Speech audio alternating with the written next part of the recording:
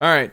So we're going to go over each weapon class and we're going to rank them from S being the highest and not worth playing being the lowest. So the first one we're going to start with is Longbow. So in my opinion, Longbow got a nerf. I believe it was season 4 or 5. It was season 4 or 5 where Longbow got a nerf on its explosion shot. Also, it gained stamina for shooting. And I think once they added that stamina, and it's also tied to their running stamina. Their shooting stamina is tied to their running stamina, which I think broke it. I think it broke the class. Like, the class is great at shooting from afar. Like, you can do a lot of damage. But it definitely is nowhere near what it used to be. I mean, it was kind of broken before where you could, one-shot someone up close. But now it's like, do you even want to play it over most of the other classes that you can play? So I want to see what the chat thinks. Because I've played Longbow. I didn't get to play it when it was overpowered. So now that it's like nerfed to the ground, are there any bow players that actually like still consider bow to be decent? Like, how would we rate it? I think damage wise, like, it's definitely like, like an A for damage. Like, they do 3 to 4K hits, like they do really good damage. So they're like ranking there is like A and B, but like the stamina that it takes to keep shooting is absurd. It's absurd. You can't run and shoot. Like, it kind of like hinders you so much. Like, you have to just stand there and keep shooting, and you have to be landing your shots, or you're just gonna run out of stamina. So there's a huge hinder on the class right now with the stamina tied to the running. So was OP, now is right spot. Still a good support class where they should be. It's not. Longbow's not supposed to be in your face kind of class. Shortbow, that's what Shortbow is. Before, bow was pretty much, in your face and a long distance weapon. Now it's just a long distance weapon. I mean, their explosion shot has a smaller radius also, so it's actually kind of hard to land sometimes. You got to be pretty accurate. It's a very you got to be skilled with aiming for bow also to be effective. So I think the skill needed is pretty high, which kind of brings it down a little bit. So I want to say bow's right around like a C or D. I think it's worth playing, but it's definitely not like, it's not an A. It's not something that you would pick first in a lot of situations. It is good support. I'm gonna go ahead and put in C. I don't think it's so horrible that it needs to be not worth playing. But I definitely think it deserves a slightly lower rating because of how much skill you need to play it. And then also just like the stamina tied to it is pain in the ass. Yeah, pretty much. All right, so that is Longbow. So let's move on to the next one. So the next one is dual blades. And I've noticed that dual blades is still super popular. It's always been a pretty popular class. It's one of the only classes that can go invisible. I think it's the only class that can go invisible. Great infiltrator. Great at killing heroes. In TWs, dual blades are very popular because if you take out the hero, you take out the units, right? So that's very nice tool to have. They're really good at backcapping because their invisibility. They're a little squishy, but even without their ult, they actually can do a lot of damage. So there's some DBs that don't even use the ult, and they just use normal abilities to prove a point because everyone says DB is a one-trick pony. A lot of people do play it that way. You do your ult and then you do your I forget what it's called. Take a look at it really quick. So in here, looking at DB, you have your vapors. So once you go in vapors, you actually get more abilities, and you can do a really good back attack with your your daggers that do a ton of damage. And then you can, I mean, I've seen some people use Thunderbolt. Thunderbolt's been buffed a bit. And that, is it concuss? What does it do? Yeah, it concusses the enemy. So, I mean, people are starting to play it a little bit differently. The main ult is for sure Mark of Death. It locks you in place. And then, obviously, you know, all the damage can pile up on you. So, Butterfly is a really good ability too. Ignores armor. Like, a lot of their abilities ignore armor, so they just, you know, jump right through you. It counters shields hard with some abilities. Yeah, exactly. Average player gets C. Ripcats gets an A. Well, all right. So the average player does get, like, you know, maybe somewhere between C and A. You know, but honestly, for the class itself, I think Dual Blades is probably a B class. I want to say it's a B class. And the reason why is because it's once a Dual Blade CC'd, they almost have like no chance unless they have their Vapors still available. So like with DB, you have to either use your Vapors offensively or defensively. And if you already used it offensively and you don't have it, and you get into a situation, you're just kind of screwed. Yeah, like, but it matters on how you use it. Like, you maybe used it to kill someone else, and then you get trapped. Like, they can't really escape unless they have their Vapors or Infiltrator, right? What's this one? Yeah, Infiltrator. Even when they're invisible, they're not that hard to see. You can kind of see an outline of them, and things kind of look a little blurry. So I 100% want to say that they're a B class, and most of you, I think, can agree with that. I don't think they're so superior because of the fact that they can't kill units easily. Like, it's really hard for them to kill units. Like, they do a good job at killing units that don't have shields, but like they can't break through shields unless it's like you know, a hero class where they're fighting 1v1. But it's a great dueling class, but they don't have the huge hero unit killing potential. So that's something I would highly consider. So yeah, let's go ahead and take a look at this. We're going to go ahead and throw it into the B category. And I think that's a good spot for Dual Blades. Because it does take a lot of skill. It takes a lot of skill to be really good. Some of the good players like Ripcats, DD. Besides that, those are like the main ones I know. I'm sure there's more. Those are just the two I know. So let's go ahead and move on to the next one. All right, so next one is Glaive. And I feel like Glaive has been undervalued for a while. A lot of people like Glaive. Like, people really love Glaive. Like, Glaive is a really fun class. It's a fun class you can play that is heavy armor. And you can go glass cannon with it and just go for that, you know, combo kill. Or you can go tanky and just use the CC to help your team. I think they have a little bit of a support side to them for their ult because they can break shields with their ult. They can, I think it concusses you when you use their, let's look at their abilities. I don't know all the names, so we're going to look at the abilities really quick. So for Glaive, you have, well, Breaker of Shields is amazing too because that ignores shields. So that's just pure like damage. And I think it's true damage, right? Or is it blunt? Base. It does base blunt damage. Yeah. So it just ignores shields. And then it does slashing damage. Okay. And so is it this one?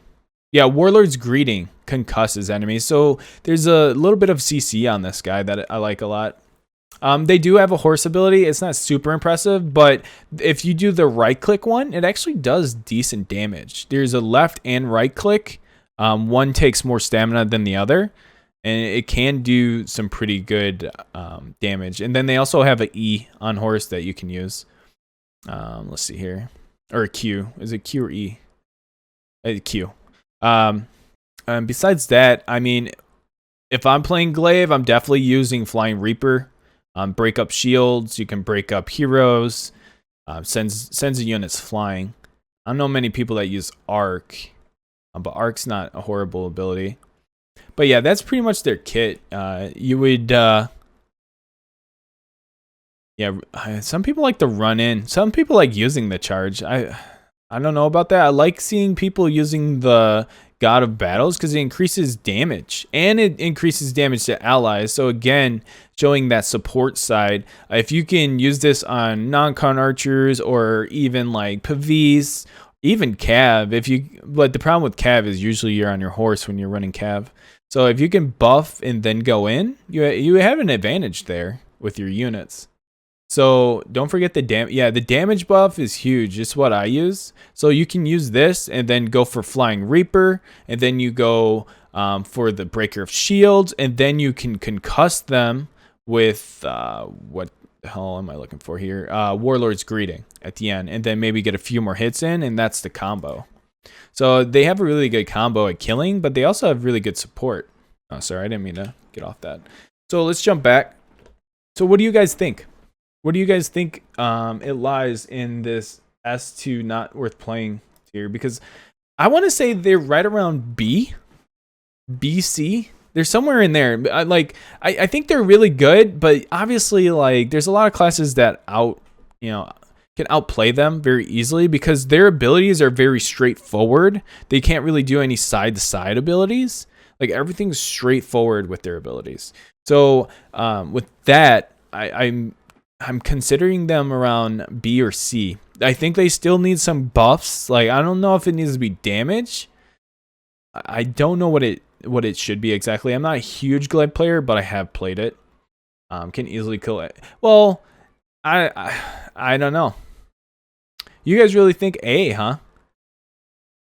You guys think A. Are you guys just Glaive players?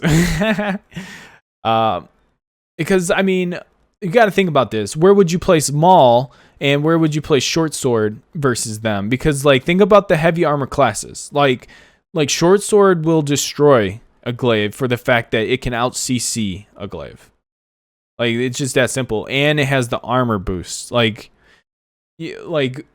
Short Sword isn't a. I mean it might be an S, but I think Short Sword would be an A and Glaive would be like a B, in my opinion. So you guys got to work with me here. I honestly think it's a solid B class at that point, not C. I would say I'd have to say B. Glaive is god tier in controlling for battle and units. I think it's a B plus. I think it's almost an A, but it's missing something. I feel like Glaive is missing something for that A. I'm gonna have to go with B. That's just me making the final decision on that because there's other classes I think fall into the A and S category that Glaive doesn't. That's just what I think. But that's just me. So let's move on to the next one. Of course, I want you guys' feedback on this afterwards a bit more. I am looking at what you guys are saying. I'm not reading everything off out loud, but I am reading it. And I do see a lot of B's, a lot of A's, but I'm going to have to go with B, though, compared to other hero classes that are out there. All right, so we're moving on to Longsword and Shield. I do not play Longsword and Shield. From what I've seen, other Longsword and Shields, like what they can do defensively is pretty amazing. Obviously, they're notorious for their heal. They can heal units, so that is pretty awesome. Especially when you have like when you're trying to tank like with your stalwarts or your imperial, like when you're imp walking and you do a heal, like that's amazing. That's amazing. You pretty much just gave your imp pikes a heal. So support wise, they're definitely like an A, but damage wise, I mean they're not worth playing when it comes to damage. Like their damage is not, you don't get many hero kills with Longsword. They're a very defense support class. But this is an overall view, not just a support, not just a tank. Like it's also damage, also utility. So I'd have to say it has some good utilities for its charge. It has the charge that's an alt. Let's go ahead and take a look at this in the game. So with Longsword, the alt being, is it, no, not that, what is this? The Clash of Shields. This is awesome. They can run through it doesn't matter what it is, it just runs through, ignores all block and everything, and knocks over units. That is a really cool utility. It's not super effective, but it does create, a gap for units to get in. It does create some focus onto them instead of the units trying to push. So that's a big plus. As you can see, I haven't played too much of Longsword. So let me read some of the chat. Everyone says it needs a buff. Well, it did get a buff. Was the buff enough to make it, overpowered? No, I don't think it's overpowered at all. But is it where it should be is the real question. I do feel like it lacks a lot of damage. It definitely lacks a lot of damage. See if it gets a buff, it'd be an A. Someone said S. I don't know about that. They are strong. I will have to say, offensively, they are very much so like a D. But when it comes to utility, they're right around C. Support, B with their heal. Defense, they're about a B-A-ish. So, I mean, average it out, I'd have to say they're like a C+. I'm going to have to say they're right around C+, based off what you guys are telling me. I'm going to have to throw them in the C category with Longbow. Because they still haven't gotten enough damage to bring back how good they used to be. They used to be really good. So right now where I see it amongst other hero classes, right around C. I mean, it's a really good dueling class because of its heal and its CC. Like, it's a great dueling class, but when you have other units that can trap the longsword, it gets rough. It gets really rough. And when you have multiple spears jumping on you, like, there's no escape, But they are good at tanking. They can sit there with their shield and tank a ton. They will out-sustain you, but not in a 15 versus 15 format. Like, they're good at defending the point, like staying on the point, taking damage and blocking damage. But if anything gets on them, like a dual blade or a poleaxe, like they're kind of done. They don't have any boost to armor. They can heal themselves, but that health doesn't last long, and it's an overtime thing. So you know how fast in TWs, like when people get ran over, like there's no stopping it. There's just no stopping it. They have really good utility. But I'm going to have to say they're a C+. Ooh, all right. So that's Longsword. Let's go ahead and talk about Maul and see what everyone thinks about Maul. There is so many complaints about Maul being overpowered because of the throw. And I kind of agree because the throw is like game changing. Like, you can throw someone off a wall. You take them out of the battle completely. And then you leave the units there for the Maul to just run over. Like, you imagine when you have like 4 Mauls coming at you. Like, what are you going to do? Like, if you're a dual blade, you're going to go invisible and run away. If you're a bow, you're going to try to get away and start shooting at them. Like, it's wild. And like, they have a knockdown. They have a knockdown off the horse. Like, they can jump on the horse and then jump on you to get a knockdown, and then they'll pick you up, or they'll run up on you, hit you with Mighty Mounter, then grab you, and then throw you in a corner. And then by the time they throw you in a corner, they have Mighty Mounter back, and they have Bone Breaker, and then they're about to do whatever 20k damage to you. So where do you guys think Maul stands? Like, they're blunt damage. They're the only class where their basic attacks are they ignore block. It's easily an S. Easily. That's why you see so much of it in TWs. You see so much of it. And on top of all that, you can just go pure tank. You can go pure tank on Mauls. You can go pure tank and still do crazy damage with Bone Breaker. Any of the abilities, really, but Bone Breaker is by far the most devastating. It's insane. It's insane. I played Maul a bunch when it first came out. It is a really fun class. It's a fun class. It's so disruptive. It can destroy units like they're nothing. It can kill heroes. I mean, you can kite them with short bows and muskets, and it's very easy to CC them. But if they have units, like, they'll just stay with their units. Like, there's no getting to them if they're with their units. So I definitely have to say they're an S tier class right now. I don't know if they're going to make any changes to it, but right now they haven't changed anything.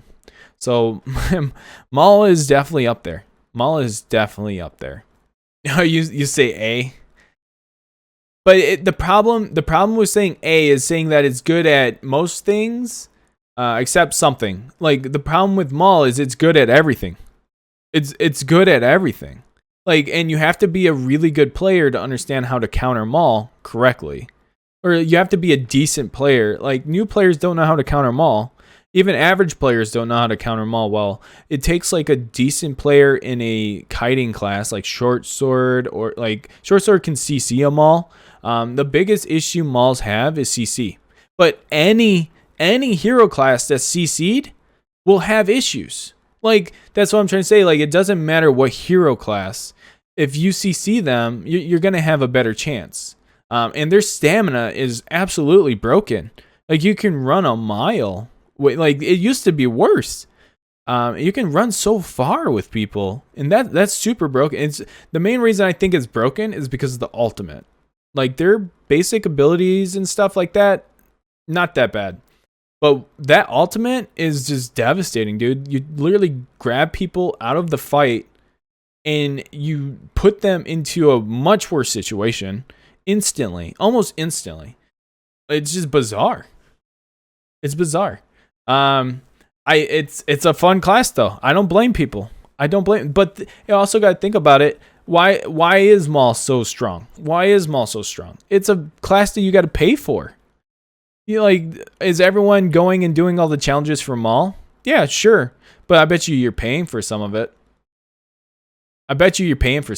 Like, they're not going to nerf something that they make money off of. You know what I mean?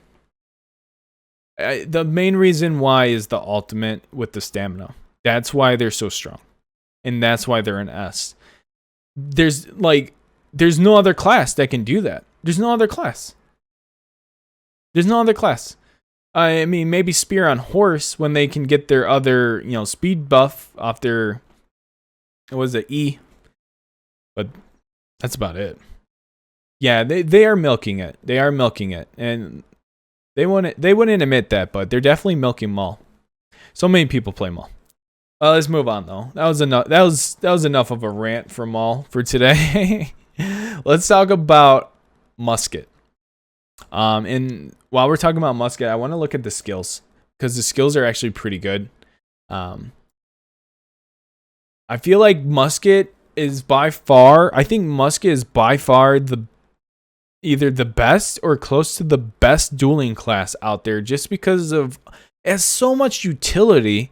So when you talk about a class with utility, Musket by far has so much stuff going on. Like you can knock back a whole thing of units and heroes. You can jump back 10 feet with caltrops to slow the units in front of you. You can drop caltrops and Cav instantly get. Let's see, caltrops gives what? What's the caltrops gives 50% movement speed nerf. That is huge. When you do that to Cav, you know how much damage they do with their charges? Like, it almost ends up being nothing because they're probably dead after they hit the caltrops.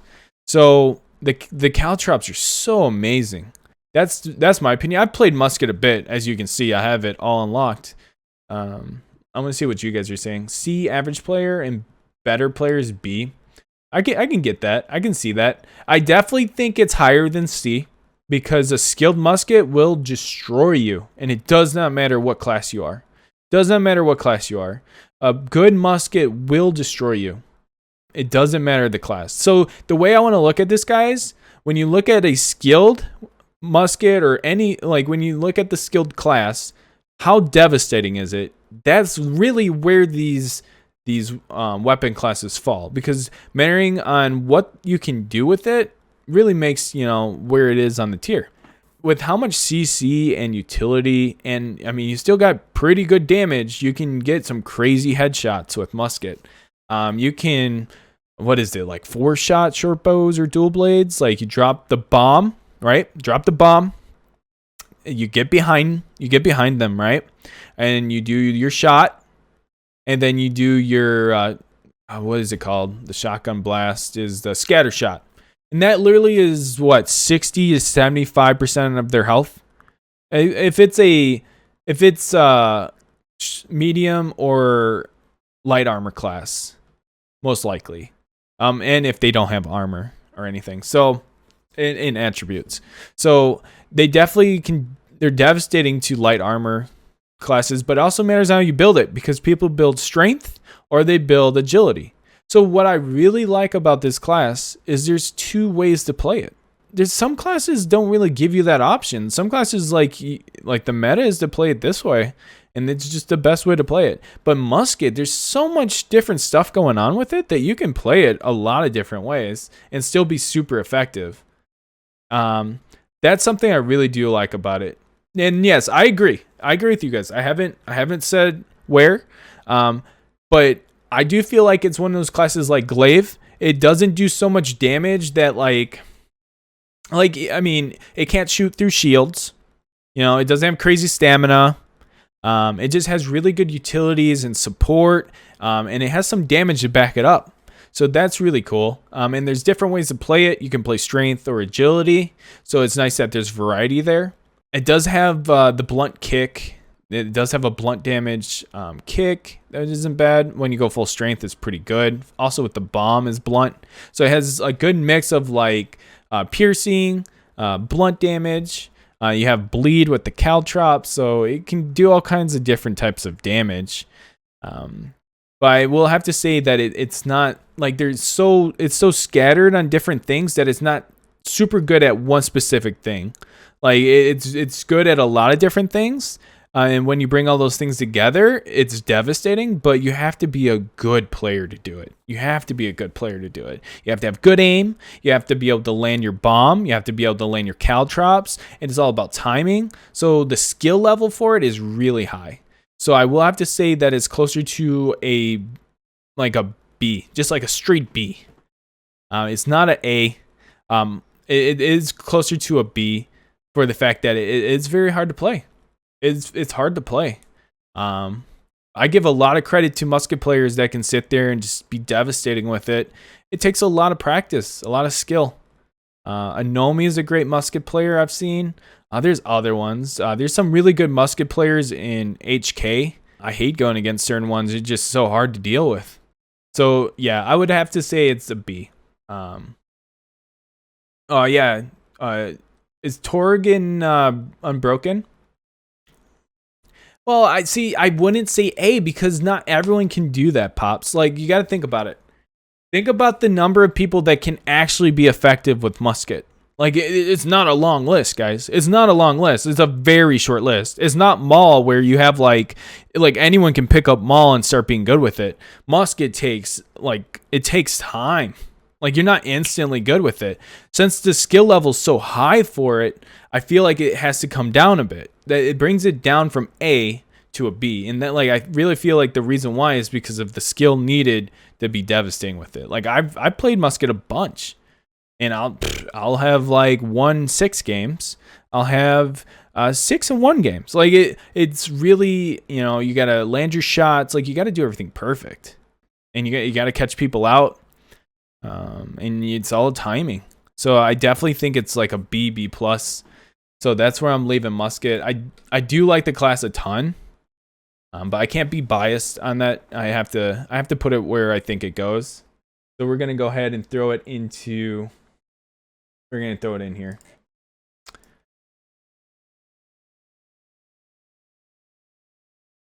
I would love to put it A, but that skill level needed definitely brings it down a bit. But you also got to think about it.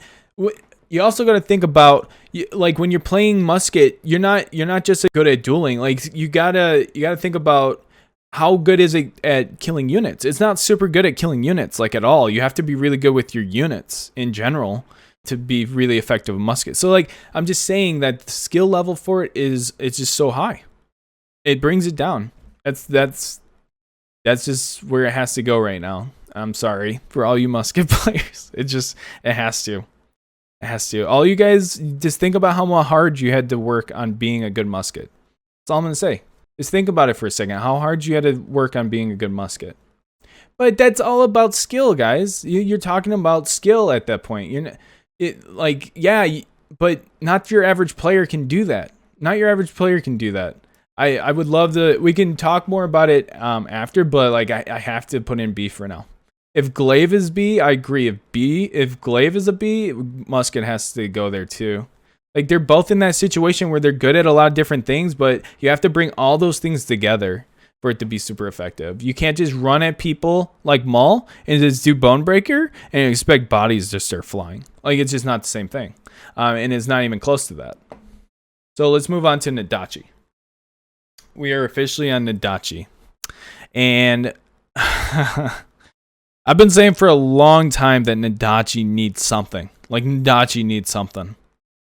Nodachi has been missing something for a long time. They tried adding the bloodbath. Well, they did add the bloodbath. And it's a cool feature. You can heal off it. You get more damage off it. They did not fix the issue with Nodachi. What they need to do is make it heavy armor. I think if they make Nodachi a heavy armor class, it would be worth it. Like they should be able to tank. The problem is you can't tank with Nodachi. Like you can't do what a Maul does with Nodachi, like at all. You're nowhere near. And it's supposed to be great at unit killing, which it is, unless it's stalwarts or anything with a shield that can block most of the damage. Like most of the infantry can block its a Nodachi's damage. Even their bloodthirsty can get blocked by a freaking paladin shield. Like Zaps can block it. Like it's stupid. But like I think they should make Nodachi a heavy armor class. 100%. I think that would fix it. And then they could come out with a new medium armor class. That would be neat. Yeah, it does need a buff. I agree. I do think it's worth playing though. I will not say that Nodachi is not worth playing. I play Nodachi all the time. It is by far a great class to duel with. Great class to have fun with your skill shots. It's a fun class still, but it's definitely a D. It's definitely a D. My opinion, it's definitely a D. It just once it gets heavy armor, it'll bring it up to like B or maybe A. Not even. It'll be B. It'll be a B once it gets heavy armor. Like because it still can't even compete with Maul. Even when it gets heavy armor, it's not gonna be able to compete with Maul. Maybe it can CC a Maul, but it's still not gonna be able to compete with the damage and breaking shields. No, dude, no way. Nodachi's definitely a D. Definitely. Nodachi's by far one of the best and fun classes to play. Well, I wouldn't say best. Like, it's the funnest class to play, in my opinion. Just like Musket, I think Musket's a really fun class to play and learn. But it's nowhere near, no way. And I'm sorry to say that. It's so bad. Like, its utility is bloodthirsty and healing, but you can't hit units because you can't get through shields, like, or you use your ultimate and you end up just dying to pikes. Like, there's just so many mechanics to it that are wrong, and they need to fix it. There's so much they need to fix on it. That's just where I'm at with it. I've played a lot of Nodachi. I haven't maxed out. It definitely needs to be tankier. You guys can hate me for this, but Nodachi goes in D right now. I play on NA East, for you guys that are wondering. Yeah, you don't find good Nodachis. Like, I have not found a really good Nodachi in a long time.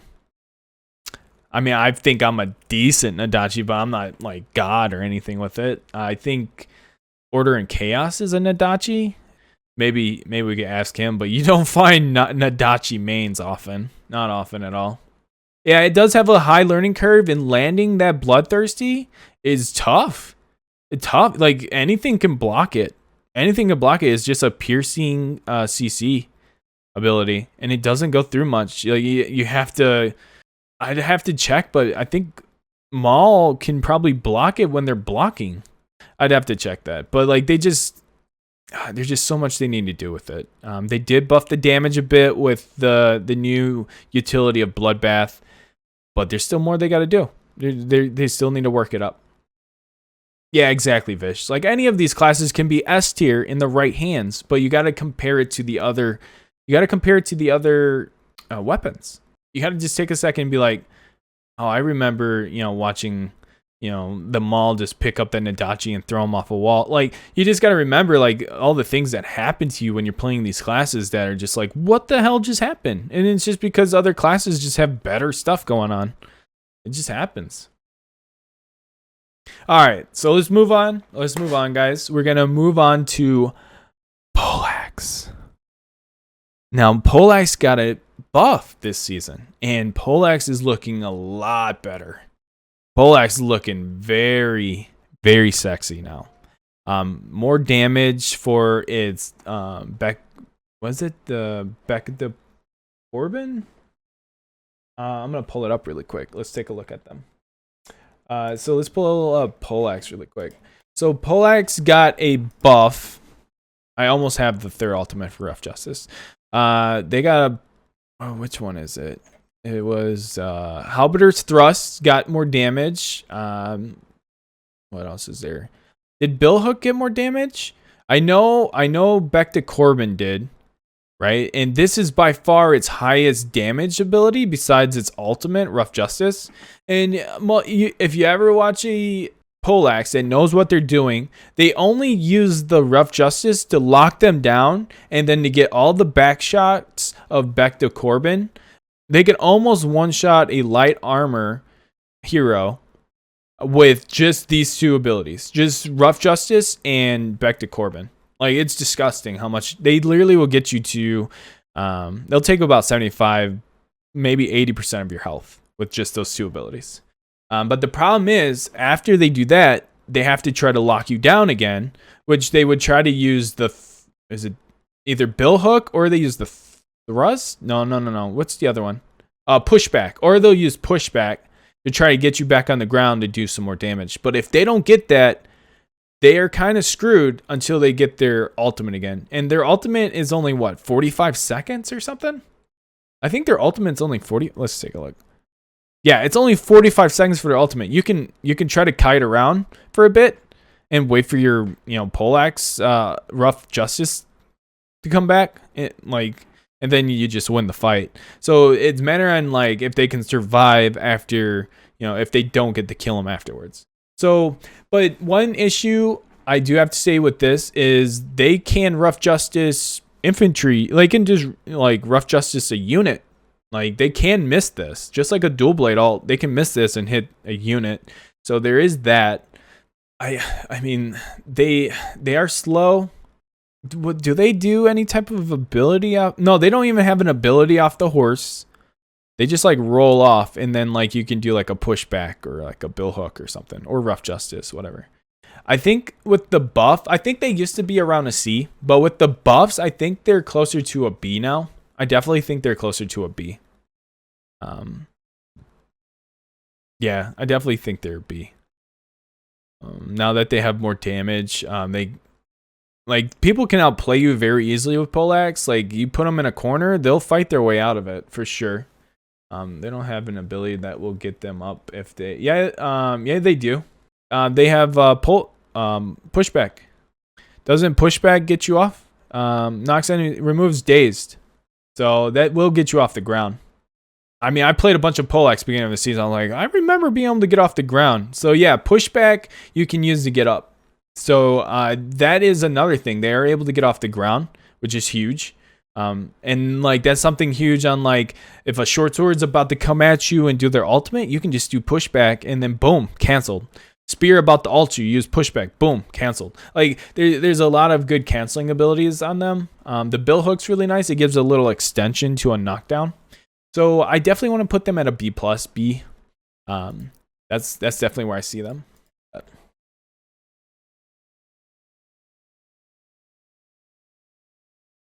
All right. Let's go ahead and move on to my favorite class, Shortbow. Now, Shortbow is a very high DPS class, really good at escaping, but that's what it is. That's the class. It's a hero killing class. It can kill units from range. It can kill archers. It's good at killing archers because how fast it can shoot. But when it comes to shields, they can't do shit. They can't do anything to shields. Shields destroy Shortbows in any type of pushing, anything like that. They get stopped. Shields just stop Shortbows. So, and also, if they're thrown into a pile of enemies, they aren't surviving. But they have really good kiting abilities. Really good kiting. And then, you know, hopefully you can do enough burst damage. They have really good burst damage too. So I've started seeing more shortbows this season. Shortbow didn't even get a buff or anything. They did change the penetration. Was that last season? I think they changed. Yeah, I think they changed it like last season with the penetration being part of the roll. I missed the roll. It's not even a roll anymore. It's that sidestep like Maul does. Like you do a little sidestep now. I did like the roll because it kind of threw the enemy off. But now, I mean, the escape is beautiful. The rolling escape has iframes. You can get out of a Poleaxe ult. You can get out of a dual blade ult. It's beautiful. You can totally ignore a bomb. Like the iframes on the rolling escape is beautiful. But once you use that, you're kind of just kiting around. You gotta keep moving. So yeah, exactly. Angry Hornets is by far very devastating. If you can hit them with Steel Tip arrow, which drops there. Let's go ahead and show you this. If you look in here, if you go to Shortbow, as you can see, I play lots of Shortbow. So if you first thing you would do is you would maybe bola them, get them on the ground. Bola is beautiful. Bola is an amazing ability that will just take someone right off their horse. And from range, like you just take someone off their horse. Or if they're not on a horse, you knock them down. So you would do that, and then you would use Steel Tip. And this will lower their armor by 30%. Well, it says defense, so I assume it's armor. It's just armor, flat out. So 30% for 2 seconds. So within those 2 seconds, if you get your Angry Hornets off, you do, each one dealing 36%. So it's based off your piercing damage. So you want to go high agility if you're using Angry Hornets, so you do more damage with your Angry Hornets. And then 80, you get the 180 points of piercing damage. So the best thing about it is you get a poison drain afterwards. They can't heal. They can't heal afterwards. They're poisoned for 8 seconds. So it's like non-cons a little bit where you get a bleed on them. And also they're dropping 120 health per second. So that's, that's about 1,000. 900,000. 900 something is what it is. So about 900 health they'll lose from just bleed. So, I mean, the abilities are pretty cool. But I would have to say it's closer to like a B.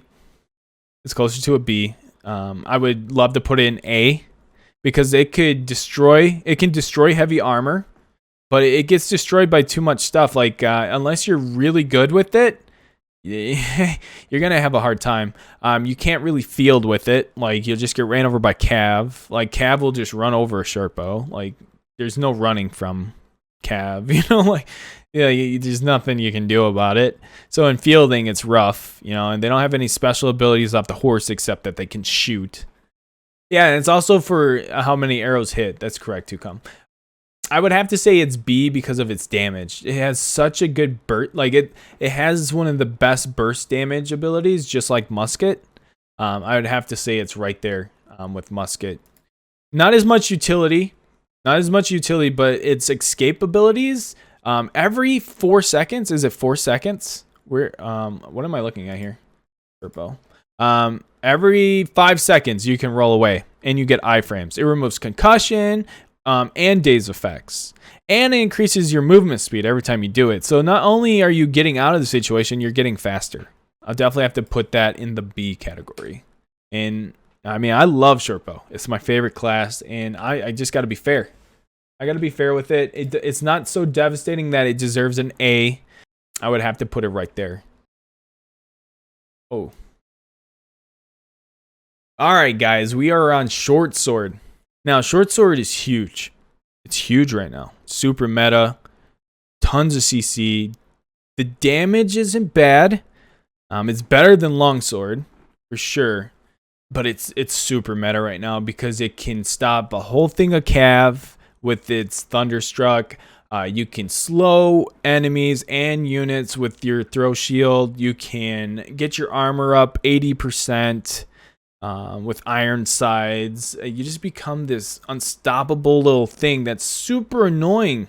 You just want to like toss it out the window. But Short Sword is by far probably the most popular right outside of Maul in TWs right now.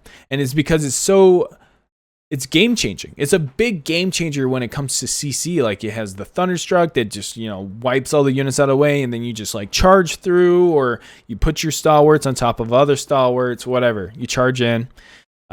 It creates so many possibilities, and you can build it pure tank. You can go, 50-50 because you have Ironsides to rely on. Ironsides also get you off the ground. Not only does it, give you 80% armor, it helps you get off the ground. It's insane. It's insane.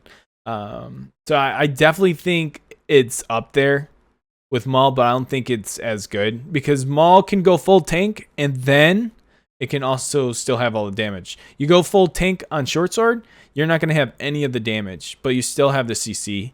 So I definitely think it's an A. It's not as good as Maul, but it's right there. And I think that's an easy call. That's an easy one. That's easy one. I definitely think Short Sword belongs up there. It's a pain in the butt too because they also have a charge. So not only can they slow you, and then they can go and knock you down, and then they can ult you. Like it's just non-stop CC when it comes to short swords. They're devastating. There's no questions about it. People are still upset about Nodachi. Dude, I love Nodachi. I really do, but they need to do something to it. It's nowhere near where it should be. Nowhere near where it should be. Nowhere near. All right. Let's do our last one, guys. We got a little bit more time here. Where do we think Spear falls on this spectrum? Where do we think Spear falls on this spectrum? So, I play Spear, and Spear is amazing. I think it's so amazing. Like, the utility on your mount, the utility of a spear on its mount is crazy. The amount of damage you can do off your horse is bonkers. You just keep stabbing them, and then you jump off. Their jump off is super devastating too. And then you can ult them, which is devastating. You can kick your spear at someone. They have a ranged ability. Like, what? They are really good. One of the biggest classes that can counter them, or two, is dual blades and poleaxes. And that's why you see a lot of them right now. That's why you see a lot of dual blades and poleaxes, because they'll lock a spear down and they won't get out. So the biggest counters are definitely any classes that can pin them. Short swords counter them because they can just, iron sides, and then, I think people are getting better at countering them. But when the whole season is like trying to fight this spear meta, that's saying something. Spear is really strong. Spear is really strong. I don't know if it's as strong as Maul, but it's up there. I honestly want to say, with how much utility it has off of its horse, it almost makes it like it's like as strong as a Maul on a horse. Like, you can sit there and like stab someone within like 3 seconds. Like, you keep poking them, right? In 3 seconds on your horse, you probably get them maybe like 60% of their health. It could be 50. It matters on what class it is. If it's a tank, maybe like 75% of their health. And then they fall off their horse. You put your units on them. You jump on them. You knock them down. And then you ult them. Like, you most likely can combo them within that. Like, they just have such great killing potential. And since there's such a huge cab meta right now, they are the favorites. They are the favorites. I don't know if it makes them an S, but it definitely puts them up there. I would really have to say an A at that point. It does take a bit of skill to be able to do all those things perfectly. But it's not a really high... the skill ceiling for it is not that crazy. It's not that crazy. So that kind of brings them up a little bit too. Like, Spear is something people can pick up pretty quick. It just takes time to get really good with it and learn the, situations. You can't... So here's the thing. What about Spear would make it an A or S? And I told you that it would definitely have to be its abilities off its mount. A Spear without the mount still has some pretty good utilities. Lul's March, you can block incoming damage, and you increase your defense. That's kind of crazy. You also have Hurricane's Edge that does a ton of slashing damage. And then you have your kick where you can catch people when they're running away, which there's no other like melee classes that can really do that. It's kind of hard to say. It definitely goes somewhere in between B and S, in my opinion. I like either it's a B plus or it's an A minus. It has to be one or the other. I don't know if it's an S for the fact of the mount, but it's close. I think for just that. This is a tough one. See, Spear I knew I was gonna have a hard time with. I mean, it's crazy. Like you stagger people, like, and also you stagger people with all your abilities. Like all your abilities can stagger the enemy. It's insane. I mean, they don't have any real knockdowns except their jump off the horse, but the jump off the horse is not hard to land. It's not hard to land at all. I knew this was gonna be a hard one. I'm thinking. It's just like nothing else can do it the way a spear does. There's nothing else in the game that can do what a spear does. Yeah, I'm gonna have to. I know that it's not as tanky, but like its one-shot capabilities and capabilities on the horse, it's crazy. I have to. I'm sorry, guys. It's definitely an A. It's just if the spear gets you, they get you. Like it's hard to get away. Like how easy is it to get away from the spear? It's not easy at all. They just jump on their horse and come after you. There's like, what's your escape, probability? It's not high because the spear can just jump on their horse and just E. They have a movement speed boost on their horse. They have a great jump off. They can do so much damage just with the horse. But if they don't have their horse, they're not as devastating. But they still can do a lot of good shit. Like, just watch Payan. I mean, he's one of the best players. But, like, even off the horse, they still can do stuff.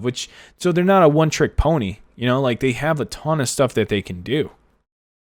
So I'm going to have to put them in an A. And that's going to be all of it, guys. I know you guys don't have to agree 100%. Like, this is based off opinions. It's a little biased in some ways. I try to make it as unbiased as possible, just basing it off all the facts of what each class can do. I played all of these classes. The only one I haven't really played was Longsword, and I asked your guys' opinions on that. I think we made a good list. I feel like we made a decent list. I don't think everyone's going to agree with it. And that's fine. But this is out there for you guys to make your own tier list. You guys can easily go make your own tier list. But one thing I'm happy about is all these classes are worth playing. They're all worth playing. Not one is not worth playing. So that is awesome. I'm happy to see that. At least the classes are. I changed Musket to A. I do want to, but they're right in the middle, man. I think this is perfect. I'm gonna be honest with you. I think this is just where, like, we have one at top, we have one at the bottom, two here at C, two at A, and all the others in B. Like, it just looks right. I can't really think of how else I would change this. I mean, of course you can move Musket up. Oh, you can move Poleaxe up. Oh, Glaive should be up. Like, I think it's fair. I think I was pretty fair about it. Everyone's gonna be biased a certain way. I'm trying to be the most unbiased I can be. I put my Shortbow in B. You know how much that hurts? You know how much pain I feel right now? Like, do you think I want my Shortbow to be a B class? I want it to be the S class. It is what it is. This is where it falls right now, guys. But I do appreciate you guys doing this with me. But let's go ahead. All right, now that it's over, let's do a giveaway. Let me cheer you guys up a little bit with a giveaway. I know this was tough. I appreciate you guys so much for helping me with it. I know I didn't take everything into consideration with what you guys were saying. I did take as much of it as I could. I do appreciate your guys' feedback. And again, this is based off opinions and slightly biased on what I think of the classes. So this is not permanent. This is just what I think, and some of your guys' opinions I took into consideration. So I do appreciate that. So I'm going to go ahead and stop recording.